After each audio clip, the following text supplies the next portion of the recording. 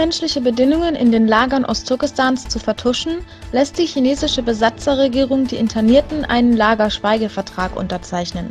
Das Schriftstück ist auf Uigurisch verfasst worden, dem sich darauf befindenden Stempel zufolge stammt das Dokument aus Awadh. In der Stadt Altai im Kreis Kaba sorgte eine Aktion der chinesischen Regierung erneut für viel Empörung.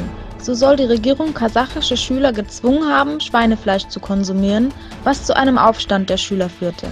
Laut kasachischen Berichten wurden die entstehenden Unruhen der Schüler brutal niedergeknüppelt und anschließend 400 Schüler verhaftet. Die Verhaftungen wiederum lösten in der umliegenden Bevölkerung Proteste aus, dessen Ausmaße sich derzeit nur erahnen lassen, da die chinesische Regierung seit dem 13. Dezember eine Sperrung über die Region erlassen hat.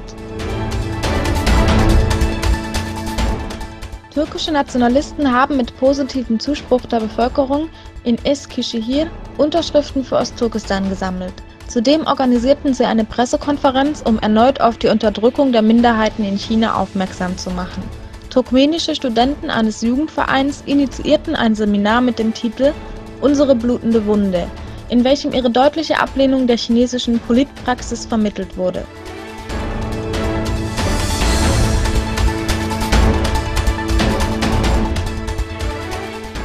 Taiwan erwägt ein Verbot für die Nutzung chinesischer Produkte von Konzernen wie Huawei oder ZTE Equipment. Aus Sicherheitsgründen wird das Verbot vorerst für 5 Jahre gelten.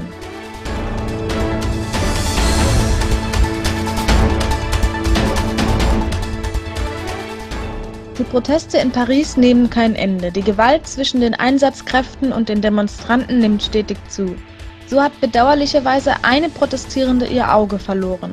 Der Gefahr zum Trotz finden sich vor allem samstags zahlreiche Protestierende ein, die für eine Verbesserung der wirtschaftlichen Lage ihren Unmut auf die Straße tragen.